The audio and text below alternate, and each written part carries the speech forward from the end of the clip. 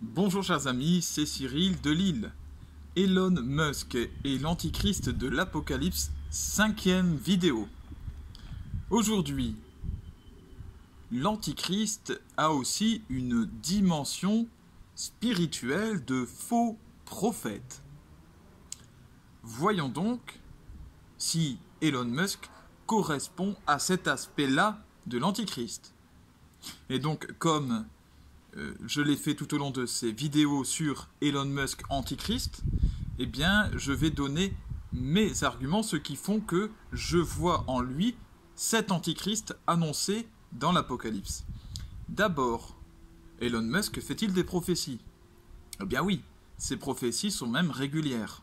Il s'exprime sur les réseaux sociaux pour la plupart du temps. Ainsi a-t-il annoncé un avenir, par exemple, où l'homme n'aurait plus besoin de travailler et où les robots Tesla serviraient les hommes. J'en avais parlé dans une autre vidéo. Alors, il suffit d'imaginer cette prophétie. Lui, nous le présente comme si c'était un bonheur, en fait, pour l'homme, quelque chose de radieux. Est-ce que cette prophétie pourrait donner le bonheur de l'homme? Non, car l'homme a besoin de travailler pour être épanoui. C'est une conséquence du péché originel, certes, mais c'est une conséquence contre laquelle on ne peut pas aller.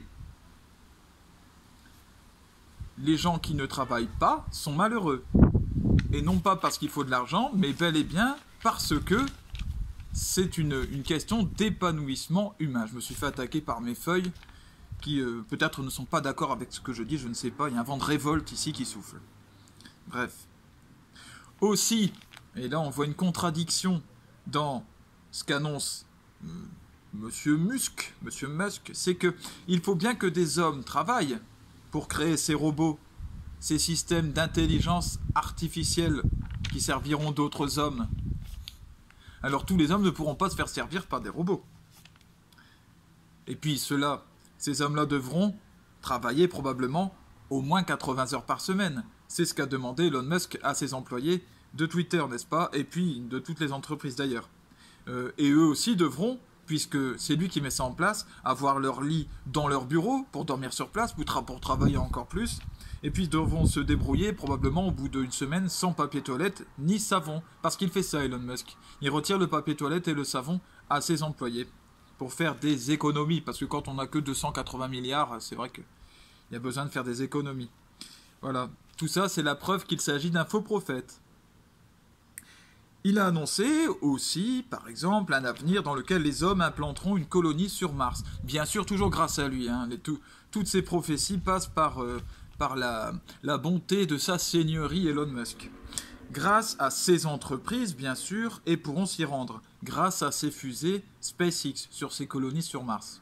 Bon voilà, donc il est en train de nous annoncer un avenir où l'homme n'aura pas réussi déjà à protéger la Terre, où nous serons allés à sa destruction totale, mais aussi par ses œuvres à lui, parce que comme je l'ai expliqué dans une autre vidéo, il veut mettre en place des voyages en fusée d'un pays à un autre sur la Terre. Donc voilà de quoi détruire la Terre complètement. Il va à fond dans tout ce qui détruit l'environnement, tout ce qui fait du mal à l'homme et à la nature.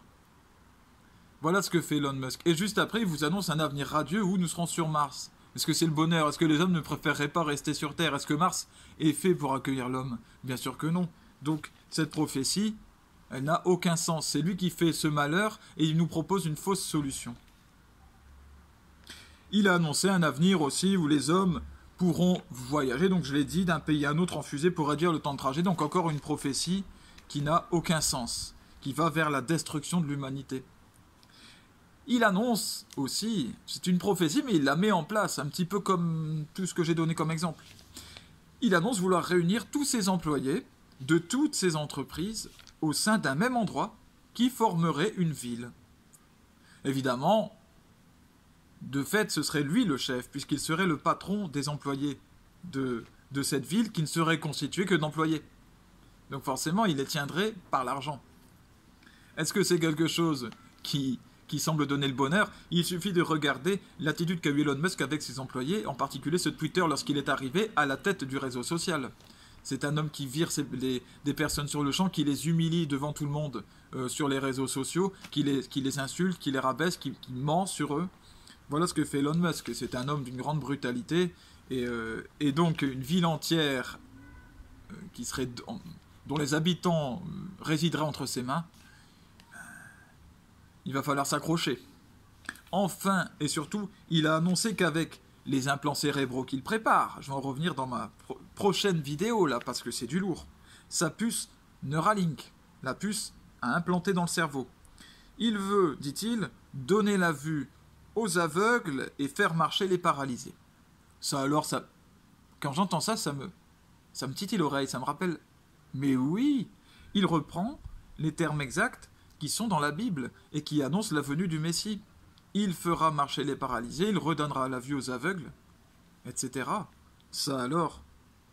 Donc, il ne peut pas l'ignorer ça, s'il reprend les termes exacts. C'est qu'il doit bien savoir que c'est dans la Bible ça. Dans un temps où autant de gens attendent le retour du Messie. Se présenter comme étant celui qui fait marcher les paralysés et donne la vue aux aveugles. Est-ce que c'est anodin? Est-ce que c'est par hasard? Moi je ne pense pas. Je ne crois pas, il sait ce qu'il fait ce monsieur. Il est trop intelligent pour le faire, pour se tromper. Il se prépare donc bel et bien à se présenter comme le Messie revenu, bien sûr, ce qui est l'aboutissement de son rôle de prophète. Cette question-là, j'y reviendrai dans ma prochaine vidéo, qui parlera de la marque de la bête. Mais en tout cas, et puis dans celle d'après, encore, il y en aura une 7e, et je parlerai clairement de ce que je crois, de ce que je vois concernant la façon dont il va évoluer, dont le monde va évoluer avec lui. Voilà. Que Dieu vous bénisse tous vos proches. Restez bien accrochés les amis parce que ça va secouer. Salut.